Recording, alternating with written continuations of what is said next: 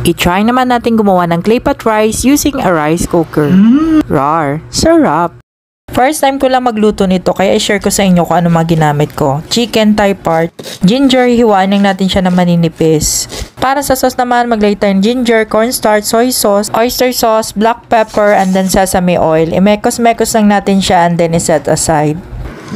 Share ko na rin sa inyo ang ginamit kong rice cooker. May Miti brand. 10 cups capacity, may steamer na rin kasama. 3 cups of rice pala yan and then hinugasan natin. Lagyan ng 3 cups of water din. Ilalagay na natin mga sahog, mushroom, and then itong Chinese chorizo. Favorite ko talaga to.